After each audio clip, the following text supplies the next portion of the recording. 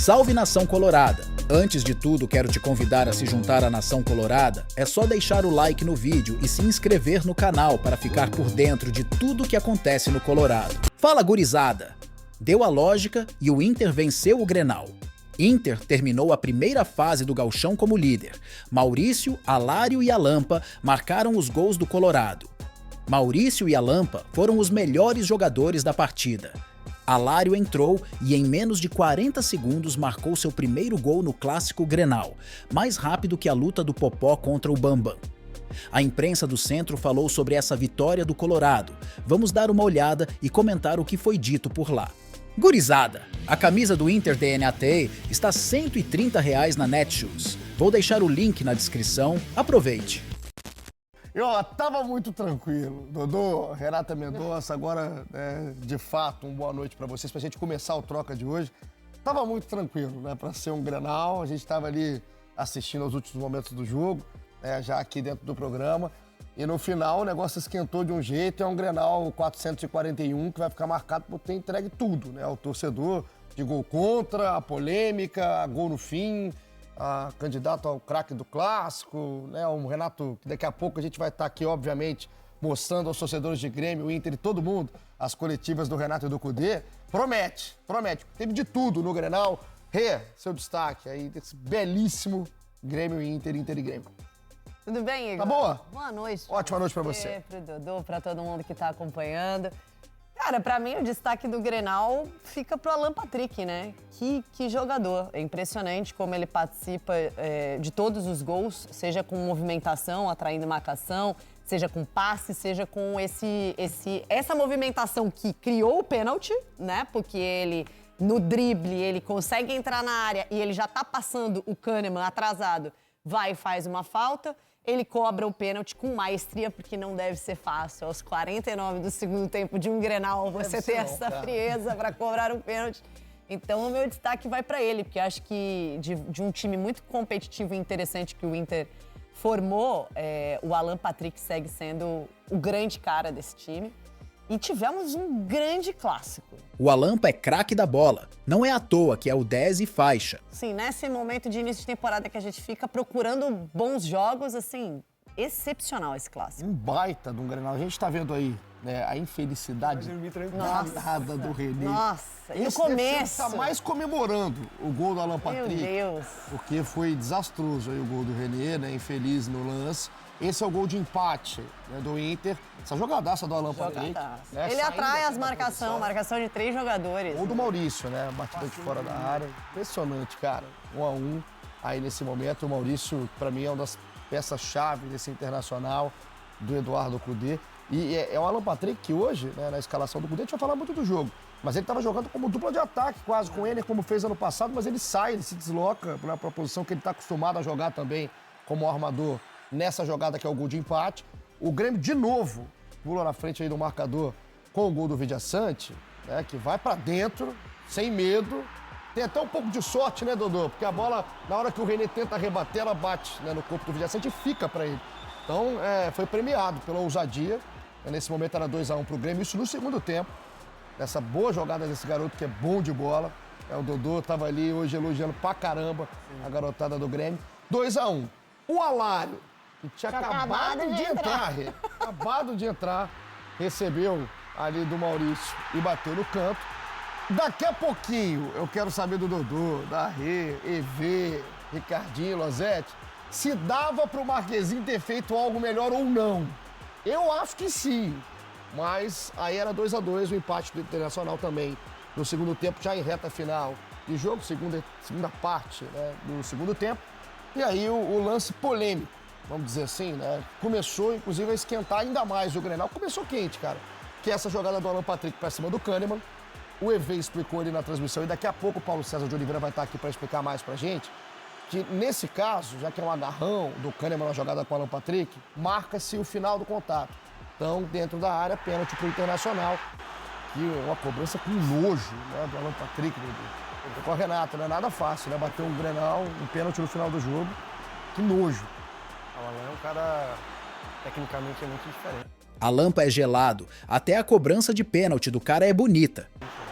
E o capitão tem que chamar a responsabilidade, o cara do time. É nessas horas que você vê porque o Inter tem o Alan Patrick. Nesses momentos, nesses jogos difíceis, ele é o cara que vai aparecer, que vai dar assistência, que vai colaborar muito com o time. Então, sempre é bom ter um cara desse no time, né? E o Cudê já tinha mexido pra caramba, né? O time, o Maurício já estava fora do jogo, o Arangue já tinha saído, o Wanderson também. Então, o Alan Patrick, ele não tirou. Ele falou, nesse cara eu não vou mexer no Grenal. Que eu acho que, assim, essa era uma crítica que eu tinha ao Cudê no ano passado, em vários momentos, inclusive naquele fatídico jogo contra o Fluminense, semifinal no Maracanã, com 1 a mais, ele tira o Alan Patrick do jogo. Né? Eu acho que o Alan Patrick, para mim, só sai de campo se ele, de fato, precisar ser preservado, se ele estiver reclamando de dores, se, não, tá numa sequência forte, precisa preservar, porque fora isso, se você precisa ampliar um placar, se você ali tá com risco de perder um resultado, cara, o Alan Patrick tem que estar em campo. Isso é praxe de muitos treinadores e quando você não tem resultado, a cobrança vai ser muito grande. Quando você tira jogadores da importância que tem o Alan Patrick. Hoje ele tirou vários jogadores que estavam bem. O Maurício fez um bom jogo hoje e acabou sendo substituído. Mas quando o resultado vem a favor, né, e o azar do Grêmio, a última bola do jogo, que o Alan foi pra cima do Kahneman, caiu no pé do Alan Patrick, que foi pra dentro da área, que driblou o Kahneman e foi aquele pênalti prolongado, né? Que ele vai. E hoje é polêmica, porque não só o pênalti marcado a favor do Internacional, mas a reclamação, né, de muitos torcedores do Grêmio, inclusive aqui na hashtag Troca de Passe. Choradeira do Série B. Já comecei aqui a dar uma olhada até antes do final do jogo. De outras marcações do Daronco ao longo do jogo, inclusive no gol, né, do Maurício, no momento era o gol de empate em 1-1 no Internacional, uma falta no João Pedro. Né, o Paulo César também explicou durante a transmissão que a jogada ela se estendeu, né, então era caracterizada até quase uma nova jogada. Então não era para o VAR entrar se o VAR estivesse em ação. Porque, né, no Campeonato Gaúcho, Dodô, e a gente teve alguns episódios aí essa semana, um regulamento, né, e todo o arbitral, lá no dia 29 de novembro, os clubes concordaram, foi de forma unânime, segundo a Federação Gaúcha de Futebol, de não ter o VAR na primeira fase. O VAR só será utilizado no Gauchão a partir das quartas de final. Essa semana, na quinta-feira, Grêmio e Inter, em comum acordo, tentaram essa reviravolta, levaram, né, protocolaram um ofício junto à Federação para tentar colocar o VAR nesse jogo específico, no clássico de hoje no Beira-Rio. A Federação, no argumento que seria muito difícil com a empresa especializada, né, para fazer o VAR, acha que era um tempo curto, né, para atender essa demanda. E também, tendo que ter o acordo dos outros 10 clubes do Gauchão, então foi rechaçado, isso não aconteceu. E a gente está tendo aqui, no dia 25 de fevereiro de 2024, um Grenal sem VAR. Tinha que ter VAR. Grenal sem VAR é loucura. Acho que não combina mais com a atualização do jogo. Né? O nível onde o futebol brasileiro está, eu acho que é um atraso. A gente tem um Grenal sem VAR, porque você, pelo menos, tem a possibilidade de minimizar a polêmica. Por tudo que a gente está vendo o VAR aqui em atuação no futebol brasileiro, desde que começou, não acaba com polêmica. Né? Até porque quem comanda o VAR é um humano. Mas minimiza. Inclusive, a gente viu os jogadores do Grêmio ali conversando no final do jogo, não ia ter esse papo. Né? O papo seria do VAR com o Anderson Daronco. Então, a polêmica de arbitragem daqui a pouquinho, a gente vai falar com o Anderson Daronco? Não, eu gostaria de trazer o Daronco aqui no Telaço, tá, seu Sport TV? Mas não, ó, eu trouxe o meu Daronquinho. Um abraço pra você, pra Renata, pro Dodô e pro Ricardinho, pro Losetti, pra galera que acompanha a gente no Troca de Passes. Só pra arrematar sobre essa história da arbitragem, o último Grenal que não tinha tido VAR foi o Grenal 427. Hoje foi o Grenal 441. Não é difícil fazer essa conta, mesmo pra mim que sou de humanas. São 14. Os últimos 14 Grenais a gente tinha tido VAR. O último tinha sido em 2020, na fase de grupos da Libertadores, quando o Grêmio e o Inter caíram na mesma chave, e não teve VAR ali na fase de grupos da Libertadores naquela ocasião em 2020. E aí, 14 Grenais depois, a gente vive essa situação no primeiro Grenal de 2024. Como os nossos amigos disseram, né, Ricardinho? Entregou tudo que um Grenal costuma entregar dentro de campo, no clima. Lembrando que a gente teve quebra de recorde de público, né, no novo Beira-Rio para Grenais. Foi um Grenal memorável esse 4-4-1. Boa noite, mais uma vez. Boa noite, Vê, Losetti, Igor, Renata, Dodô, enfim, a todos do Troca. Eu acho que foi um grande clássico, sim. Acho que foi um grande jogo. Tivemos 5 gols, tivemos a emoção da penalidade até o último minuto, né? Muita discussão, é verdade, né? Muita confusão, principalmente no final do jogo. Algum excesso de faltas no início, todos aqueles ingredientes que normalmente um Grenal tem, né? pela importância, pela história, né? Mas eu acho que teve também futebol, eu acho que os treinadores atuaram bem, principalmente no segundo tempo. A proposta do Inter era uma, a do Grêmio era outra. O Grêmio encontrou seu gol num erro do René, né? No cruzamento, na infelicidade dele. Ele tentou, acho que, dominar a bola e acabou colocando contra o seu gol e até, assim, não dando reação para o Antony, né, que estava saindo na jogada, mas era a estratégia do Grêmio. Ele marcava o Inter, tentava num erro, numa bola parada, o seu gol. Foi assim que ele encontrou. E o Inter conseguiu um empate numa jogada do Alan Patrick que deixou o Maurício em condições. E aí o gesto do Maurício é que eu chamo a atenção. Porque você pode falar, mas a defesa estava longe. Pô, mas ele já domina ajeitando o corpo já para a perna esquerda e bate cruzado. A bola passa debaixo da perna do Rodrigo Eli, se eu não me engano. E não tem defesa pro Marquezinho. Golaço do Mau, Kudê fez muito bem de começar com ele de titular. E aí o Inter empatava, né? No segundo tempo, o Losetti vai explicar direitinho porque teve várias alternativas, né, Losetti? É isso, craque, um abraço pro Igor, Dodô, beijão pra Renata. Foi um grande jogo com variações, né? Porque tem jogadores chegando nos times, então a gente começa a descobrir como eles vão ser utilizados pelos treinadores e opções que eles têm para mudar o jogo. Depois que o Grêmio fez esse segundo gol num passe do Gustavo Nunes, menino de 18 anos que acumula já 1 gol e 3 assistências em 4 jogos, depois de ter sido destaque na Copinha, olha como ele traz para dentro e aciona o Villasanti. Acho que o Inter protegeu muito mal a sua área no jogo de hoje, porque não foi tão atacado assim para sofrer 2 gols. De fato, o maior problema do Inter é sem dúvidas nenhuma a defesa. Um numa falha individual e um nessa, acho que coletivamente o time marcou mal e o Villasanti, que é muito bom jogador, se aproveitou muito bem. Aí o Alário entrou no jogo, porque o Inter estava em desvantagem, jogando em casa, saiu o Bruno Henrique, o Alan Patrick veio jogar de 10, veio jogar como meio-campista mais avançado. Esse lance é incrível, né? A bola desvia no Arangues e o Marquezinho salva. Ele vem jogar como meio-campista mais avançado do quarteto que o Internacional tem e passou a ter sempre 2 atacantes à frente dele, o Alário e o Ener Valencia. E na primeira bola que o Maurício pega, menos de 1 minuto depois do Alário entrar, que é essa bola, ele já ajeita também o corpo de novo para o seu pé esquerdo, que é o seu pé dominante, e acha o Alário, ele gira, finaliza, mostra uma estrela gigante dele. 40 segundos. 40 segundos? 40 segundos em campo, o Alário fez um gol num Grenal, nada mal, né? Tem gente que demora 200 Grenais. Aliás, o Maurício... E não faz, às vezes nem faz. Nem faz. O Maurício fez hoje o seu primeiro gol em Grenais, o Alário 40 segundos demorou para fazer o gol no Clássico. E aí é o Grêmio quem mexe. Entra o André no lugar do JP, um atacante de mais mobilidade.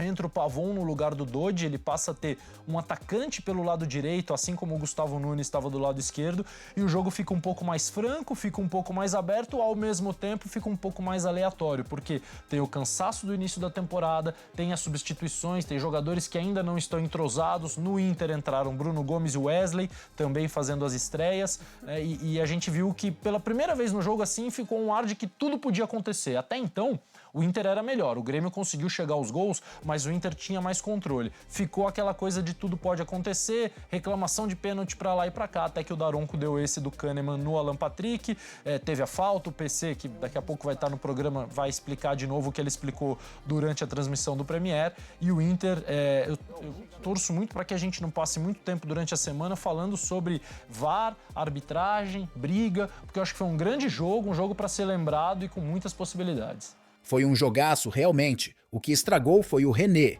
que depois do gol contra jogou pessimamente todo o restante do jogo. Mas a gente tem que falar sobre a arbitragem, pelo menos nesse momento. Claro. Para destacar também a maneira como o Anderson Daronco tentou gerenciar o jogo, porque desde o primeiro minuto, né? Tanto que o Losetti fofoqueiro. Fofoquei. Depois foi lá fofocar que com 5 minutos o Ricardinho já falou assim: vai dar ruim esse negócio aí. Porque desde o primeiro minuto, os jogadores, sabendo que não tinha VAR, eles voltaram a se comportar como antes, né? Como na época que não tinha VAR, e dificultando demais a vida do Daronco, né, Ricardinho? O atleta, o jogador, e não é nessa geração, é desde sempre, ele testa o árbitro no primeiro segundo de jogo, né? Na nossa geração, nós não tínhamos o VAR, então a gente já sabia disso. E aí tinha aquelas discussões. Quando o jogador entra como um clássico como o de hoje, sabendo que não tem VAR, no primeiro lance ele já vai pressionar, mesmo o Daronco com toda a experiência. E acho que ele tentou levar o jogo no início, nos primeiros 2 lances mais importantes, que ele não deu cartão. Que foi aquele lance do lado da lateral, que eu achei que ele tinha que ter dado o cartão. Rodrigo Elino, Enner. Pela entrada que ele deu, não foi dura nada, mas foi uma entrada que ele não foi na bola. E o outro lance no Gustavo, no menino Nunes, que foi do Bustos, na ponta esquerda. Ali, se ele dá o cartão nos dois lances, ele já dá vamos dizer assim, a senha, o tom. Quando ele não deu, tentou levar, os jogadores começaram Isso não justifica a penalidade quase no último minuto, que foi pênalti, para mim foi pênalti, o PC vai falar depois, foi pênalti. Foi pênalti, claro. Não tem nem discussão. E o Alan Patrick definiu o jogo, mas eu acho que o jogador é assim, ele sabe, ele tem a percepção, e ele precisa em algum momento ajudar a arbitragem também, que em alguns momentos houve muito tumulto, principalmente no início do jogo, e depois que o jogo começou no segundo tempo a andar um pouco mais, foi uma grande partida. E sobre isso, você até comentou no nosso pré-jogo, né, Rosete, que dar um regulamento só para esse jogo não é uma coisa legal, não é uma coisa justa com os outros 10 times do campeonato. Não, eu achava um erro. Se ter VAR só nesse jogo, pra mim, seria um absurdo. Mas Grenal é Grenal. Tem que ter VAR. Porque você gera uma desigualdade, né? Como é que você vai explicar para o jogador de qualquer outro time do campeonato que teve, por exemplo, teve um gol do Brasil de Pelotas contra o Juventude nessa rodada, que tem muita reclamação de que o jogador do Brasil teria empurrado o zagueiro do Juventude antes de fazer o gol. Como é que você vai explicar para o cara do Juventude que esse jogo não teve VAR, mas o Grenal teve? Que os jogadores de Grêmio Internacional, os times de Grêmio Internacional tiveram a chance de ter um lance revisto e o Juventude não. Então, para mim, seria muito injusto. Agora, o campeonato todo deveria ter. É um campeonato importante, numa era de tecnologia que a gente já vive há alguns anos. Então, todo mundo decidiu que não ia ter. Ok, arca-se com as consequências, mas eu lamento e fico feliz que na próxima fase, na fase decisiva, a gente vai ter o auxílio do vídeo. Foi a 55 minutos do segundo tempo sem VAR. Com VAR, a gente estaria até agora lá. Você estaria gritando gol, iria longe. Ia entregar pro Fantástico. É isso aí. Bom, Igor, Renata, Dodô, assim foi o Grenal 4-4-1. Com a vitória, o Inter garantiu a melhor campanha da primeira fase. E se conquistar mais um pontinho ali ou outro, já garante o mando de campo até o final das fases de mata-mata do Campeonato Gaúcho. Um abraço. A gente ouviu um pouquinho ali dos amigos. Hoje a gente tem, daqui a pouquinho também vai escutar, obviamente, o Cudê e o Renato Portaluppi, o Paulo César de Oliveira para falar da arbitragem do Anderson Daronco. Mas do jogo inteiro, né? Pênalti à parte, polêmicas à parte, inclusive a torcida do Grêmio fala muito de um agarrão do Arangues no André, também reclamando de um pênalti que poderia ter sido marcado a favor do Grêmio. O PC também vai falar sobre esse lance. Mas olhando o jogo como um todo, Dodô, hoje a ideia que dava, né, é que o resultado não parecia o que estava acontecendo no jogo, né, em um certo momento, estava um jogo até um pouco maluco. Teve alguém que mereceu sair com a vitória, independente do que aconteceu no final do jogo? Tá em boas mãos uma vitória do Internacional? Eu acho que o Inter produziu mais para vencer o jogo, mas muitas vezes pecou em finalização. Acho que quando a gente olha a proposta das escalações dos dois times, e desde o primeiro minuto ficou muito evidente, o Renato manda a campo um time mais cauteloso, preenchendo bastante o meio-campo, né? Ele normalmente estava escalando o Grêmio com Vilhaçante, PP e Cristaldo. Hoje ele coloca Vilhaçante, PP, o Duqueiroz e o Dodi, exatamente. 4 jogadores de meio campo que têm muito poder de marcação. O Duqueiroz ficava até um pouquinho mais adiantado quando o Grêmio tinha bola, mas ele ajudava muito na marcação quando o Grêmio não tinha bola. Então, a ideia, na minha concepção, né, do Renato, ele vai explicar melhor isso na coletiva, ele queria acabar com o jogo por dentro do Inter. O Inter é muito forte na troca de passes e tentar partir em contra-ataque muito com o jovem Gustavo Nunes pela esquerda e o JP Galvão chegando na área. Então, essa era a proposta do Grêmio. O Inter teria a bola e o Grêmio sairia no contra-ataque. Acho que o Inter conseguiu, no primeiro tempo, depois dos primeiros 10 minutos, ele conseguiu ir envolvendo aos poucos com a movimentação dos seus jogadores e principalmente com a inteligência do Alan Patrick, criar boas oportunidades. E acho que se a gente pegar os 90 minutos, as melhores oportunidades foram do Inter. Mas acho que o Inter teve vacilos defensivos. E isso também gerou espaços que, nas trocas, o time do Renato foi criando chances. Se for ver bem, só o Inter jogou, a verdade é essa. O que estragou foi o gol contra do René, que F o time. Eu saí do Grenal, foi eletrizante o final, né? Então a gente fica muito preso a esse final. Partidaça do Alampa, criou a jogada do primeiro gol do Inter, sofreu o pênalti no final da partida e converteu o pênalti nos últimos minutos do jogo. René novamente falhou em momento que não pode de forma alguma falhar. É inacreditável como em jogo de muita importância ele falha. Alário entrou muito bem no jogo também. Não só por ter entrado e marcado o gol, mas em geral fez uma boa partida. Então é isso, torcida colorada. O que vocês acharam do clássico? Deixa a sua opinião nos comentários.